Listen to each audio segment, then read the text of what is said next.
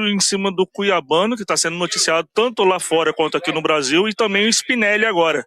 Existe esse tipo de negociação? O Vasco está indo atrás desses dois jogadores? Existe, a gente sabe que a janela europeia fecha antes, então tem todo um processo mais rápido e acelerado, só que sempre com a responsabilidade financeira, que um dos pilares, obviamente, da minha gestão. O início da gestão, ela teve um cuidado muito grande, né? Porque era um período onde a gente entrou com caixa zero, por isso até o motivo da recuperação judicial, e dentro do processo de recuperação judicial a gente consegue gerar fluxo de caixa e consegue fazer movimentos melhores no mercado, e agora é um processo diferente do início da gestão. Contratações melhores, a gente vai subindo um pouquinho a prateleira, mas ainda a gente consegue visar um pouquinho as oportunidades, sempre com opção de compra, muitas vezes não com a obrigação, porque a gente trabalha sempre com o ordinário, não com o extraordinário, a gente não conta com o que a gente pode ganhar, e sim com o que a gente vai ter em caixa, para não correr nenhum risco de descumprimento até dos processos estabelecidos pelo juiz dentro do plano de recuperação judicial. Mas a gente tem ido bem no mercado, é lógico que os jogadores que chegam com um grande potencial, mas depende muito do que vai acontecer aqui. Algumas contratações dão certo, outras não, isso depende muito da adaptação, do rendimento. Mas são jogadores que são jogadores já carimbados, né? O Henrique Nostroza é um jogador de muito potencial, que a gente já, desde o ano passado, a gente já foi atrás, mas com uma proposta abaixo, porque a gente queria, mas ia dentro das nossas possibilidades. Dessa vez a gente foi um pouco mais agressivo, obviamente respaldado por uma questão orçamentária, e deu tudo certo. O Brenner também é um jogador que já tem assim uma história marcada, assim, não é um teste, né? Um jogador que é uma aposta, um jogador já que tem um mercado forte já dentro do Brasil e na Europa, então são jogadores importantes que chegam para ajudar. E o que, Para ajudar. e o que você poderia falar, Pedrinho, para a torcida do Vasco desse ano de 2023? Esperançoso para que seja um ano melhor do que o ano de 2025, com essas contratações, com a Sul-Americana, Copa do Brasil, Carioca, Brasileiro. Você vê a ascensão do plantel, uma diferença do ano passado para esse ano? Eu tenho que ter muito cuidado com as palavras, porque continuo achando que eu fui interpretado de forma equivocada, porque muitas vezes nos debates, as pessoas elas não se preocupam em avaliar o que foi dito e sim ter razão. Então, numa frase minha, no ano passado, acabou gerando não a opinião contrária, mas como se eu estivesse falando uma grande asneira.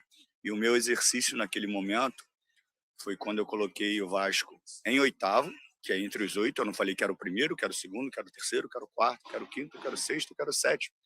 Falei que o Vasco estava entre os 8. Na minha cabeça era o Vasco entre os 8 em oitavo, brigando com o oitavo até o 20º. Então não estava brigando com os 7 da frente, eu estava brigando com os gestantes até o 20º. Comparando jogador por jogador. Naquela época ainda sem a janela feita. E dentro da minha avaliação, naquele momento, o Vasco batia ali quase que 7, 8 jogadores melhores do que os jogadores que estavam até a 20ª posição, na minha concepção. E com isso, se você tem ali 70%, você está na frente dos outros. Mas futebol tem variáveis que são incontroláveis. Ninguém colocaria o Mirassol onde ele chegou. E é um time hoje forte e mais forte ainda para essa temporada, que é o nosso primeiro adversário. Então, fazer perspectivas, eu vou ter esse cuidado. O que eu posso falar é que vai ter muito trabalho, a gente se esforça muito para fazer cada vez mais uma janela mais forte, de prateleiras um pouco mais acima, e eu acho que isso é gradativo, né? Cada ano que vai passando, que a gente vai diminuindo a dívida, que a gente vai gerando mais receita, que o clube vai tendo mais caixa, a gente consegue ir no mercado de uma forma mais agressiva. É bom também pontuar, já que há muito tempo que eu não falo, estou falando agora, que muitas pessoas falaram que com a recuperação judicial você teria uma instabilidade jurídica, que isso afastaria em muitas situações do clube, inclusive patrocinadores e atletas. E o que aconteceu foi totalmente ao contrário, né? Nós colocamos a maior marca de material esportivo do mundo, 7 anos, jogadores importantes que poderiam escolher outros times escolheram o Vasco. Então, assim, devagarinho, eu acho que o clube vai readquirindo a credibilidade e, como eu falei, a responsabilidade com os pagamentos, com as dívidas do passado, com a imagem da instituição, eu acho que isso também facilita a escolha dos atletas para virem jogar no Vasco. Finalizando, presidente, a respeito do patrocínio Master, tem algumas empresas já sendo conversadas? Ou você pretende anunciar isso logo no início do Campeonato Brasileiro? Eu sei que demanda tempo, tem que ter muito cuidado, mas o que andam dizendo, né, nas redes sociais, Bet, empresa automotiva, pode ser uma dessas duas ou tem, de repente, uma instituição bancária ainda correndo por trás? A gente está conversando bastante porque eu acho que a nossa camisa ela sempre foi muito pesada, mas passou por um período obviamente difícil e a gente traz novamente uma credibilidade enorme no mercado. E você bota uma marca de material esportivo no peito, você tem a Cruz de Malta, que eu não preciso nem falar o significado dela. Com isso, na minha cabeça, existe uma valorização da marca. Obviamente, a negociação fica mais dura com os possíveis patrocinadores. É lógico que um puxa daqui, um puxa de lá, para a gente chegar num valor adequado. Mas eu sempre vou puxar porque eu acho que o Vasco está valendo. E hoje eu consigo ter margem para brigar por isso, para tentar algo melhor. Óbvio que eu não vou ser cabeça dura de chegar no momento que não tenha mais condição de brigar por um valor e vou colocar o patrocínio Master, que a gente espera que seja decidido o mais rápido possível. Pedrinho, só uma questão, né? Isso daí também é muito importante e é até bom você estar aqui para trazer luz para o torcedor. Sobre SAF, teve alguma atualização? Como que está esse andamento? A gente sabe desde o seu início, você lá na política, no dia da votação, você falou sobre a possibilidade de ser feita a venda. Como que está andando isso daí? Então, é um assunto que é repetitivo, mas ele nunca vai fugir. Se você pegar desde as minhas primeiras entrevistas até agora, não vai ter nenhum tipo de contradição. Eu sempre quis vender e vou querer vender, e eu acho que isso pode acontecer. Está mais próximo, que eu digo, está com algumas etapas mais avançadas com o investidor.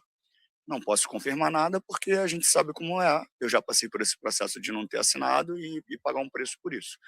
Então, esperando, obviamente, que tudo se realize de forma contratual, jurídica, assinado, para que essa venda possa acontecer.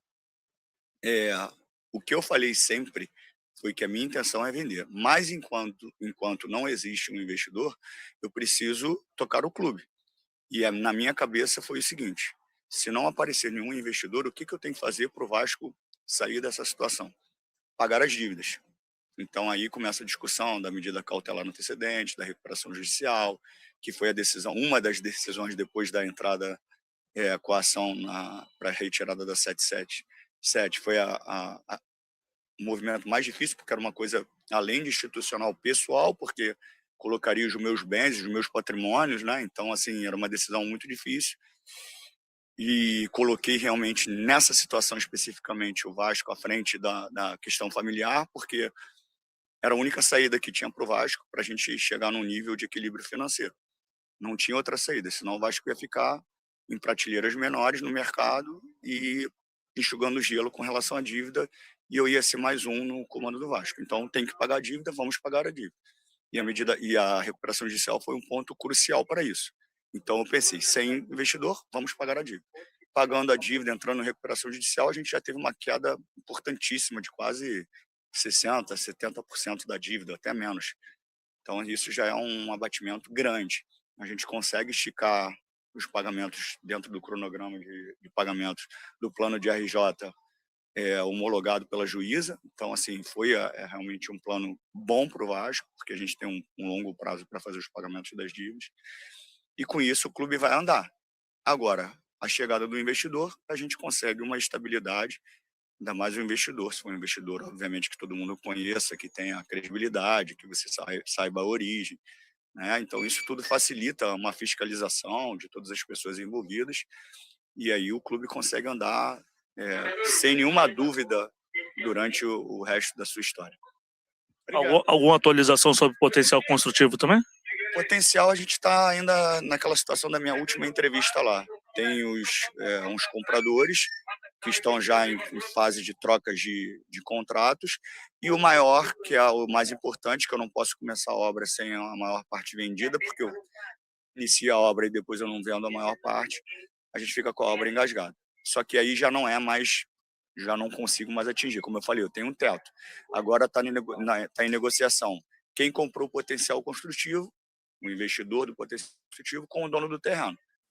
E tá aí, você comanda nesse momento as palavras do presidente Pedrinho no embarque do Vasco da Gama rumo a Mirassol, onde irá enfrentar a equipe do Mirassol no estádio Maião pelo Campeonato Brasileiro. É a primeira rodada, é a estreia do Vasco e tem que ser com o pé direito. Mas o Pedrinho falou sobre Cuiabano e Spinelli, um nome aí que a gente conseguiu passar para vocês no vídeo de 1h da tarde. Foi até, inclusive, uma notícia que o Pedrosa conseguiu confirmar e eu vou atualizar para vocês nesse momento. Vamos lá. O Vasco faz oferta para ter o atacante Cláudio Spinelli do Independente Del Valle. Carrasco do Vasco, Sul-Americano 2025.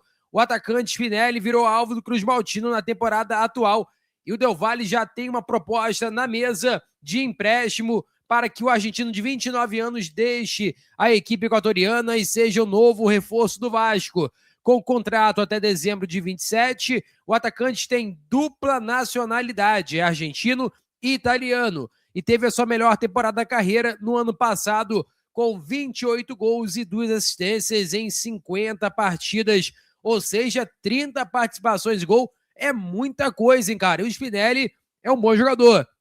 Inclusive, a tendência é que o Vasco tenha um acerto nas próximas horas com a equipe do Del Valle. Você gostaria ou não de Spinelli no Vasco? Eu quero saber a sua opinião relacionada a tudo isso. Eu acho que é um bom jogador e se chegasse no Vasco, iria agregar demais e disputar a posição ali com o atacante Brenner. Inclusive, Brenner e Nestrosa já estão no bid, mas não foram relacionados para o jogo contra o Mirassol. Peço a você que deixe o like, é muito importante para o nosso canal. Acione o sininho de notificação para não perder nenhum conteúdo. Nossa meta é alcançar o mais rápido possível 70 mil, conto muito com a sua ajuda e também com a sua moral. Vou ficando por aqui, valeu, tamo junto e é nóis! Fui!